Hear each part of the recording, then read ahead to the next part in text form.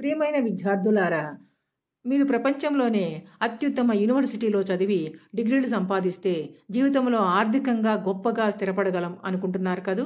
కానీ ఒక ప్రశ్న, మీకు ముందు డిగ్రీలు సాధించిన వాళ్ళందరూ ఆర్థికంగా గొప్పగా స్థిరపడ్డారా? లేదు అని ఖచ్చితంగా చెప్పగలను. ఎందుకంటే మీరు యూనివర్సిటీలో చదివేది విజ్ఞానం, కానీ జీవితాన్ని గెలవాలంటే మరో విద్య అవసరం. అదే ఆర్థిక అక్షరాస్యత, ఫైనాన్షియల్ లిటరసీ. ఇది మనకు పాఠశాలల్లో, కాలేజీల్లో, యూనివర్సిటీలో చెప్పరు, కానీ జీవితంలో అత్యంత అవసరమైన పాఠం ఇదే. ఒకప్పుడు ఒక యూనివర్సిటీ ప్రిన్సిపల్ టాప్ 100 విద్యార్థులతో సమావేశమై ఇలా అడిగారు, మీరు అందరూ ధనాన్ని సంపాదించాలి అనుకుంటున్నారు కదా? అందరూ ఏకకంఠంగా అవును అన్నారు. మరి మీరు ఎంత సంపాదించాలి అనుకుంటున్నారు? వ్రాసి పెట్టండి. 20 సంవత్సరాల తర్వాత తిరిగి వచ్చి మీరు సాధించారో లేదో చెక్ చేసుకోండి. మీ అనుభవాలను రికార్డ్ చేసి వెళ్ళండి. అవి తప్పనిసరిగా భావితరాల విద్యార్థులకి మార్గదర్శకాలు అవుతాయి. ఏమంటారు అన్నారు ప్రిన్సిపల్ గారు. ఓకే, తప్పకుండా 20 సంవత్సరాల తర్వాత వస్తాము, మా ఆర్థిక స్తోమత గురించి వివరిస్తాము అని అందరూ వ్రాతపూర్వకంగా హామీ ఇచ్చి వెళ్లారు. 20 సంవత్సరాలు గడిచిపోయాయి. 100 మందిలో 20 మంది మాత్రమే మాట ఇచ్చిన ప్రకారం యూనివర్సిటీకి తిరిగి వచ్చారు. వారిలో ఒకరు తప్ప అందరూ 40 నుండి 80% మాత్రమే లక్ష్యాన్ని సాధించారు.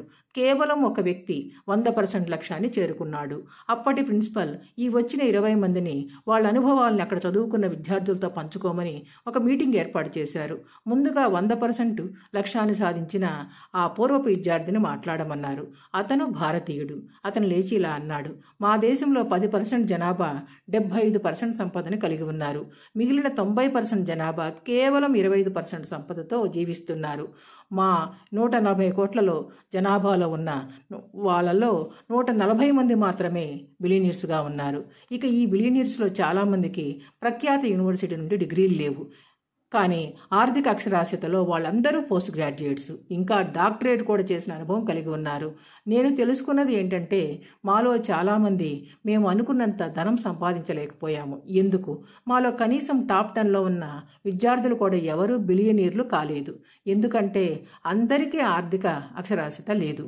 అందుకే నేను ఈ ఆర్థిక అక్షరాస్యతను సంపాదించుకోవడానికి గొప్పగా ఎదిగిన వాళ్ళ జీవిత చరిత్రలను తెలుసుకున్నాను. ఆర్థిక అక్షరాస్యత అందించే పుస్తకాలను చదివాను. ముఖ్యంగా నేను రాబర్ట్ కియోసాకి రాసిన rich dad poor dad book చదివి చాలా నేర్చుకున్నాను. అక్షరాస్యతను సాధించాను. ఇలా సక్సెస్ఫుల్ రిచ్ మ్యాన్గా నా లక్ష్యాన్ని చేరుకోవడానికి నేను నమ్మిన సిద్ధాంతం, ధనం కోసం మనం పని చేయకూడదు, మన కోసం ధనం పని చేయాలి అన్న.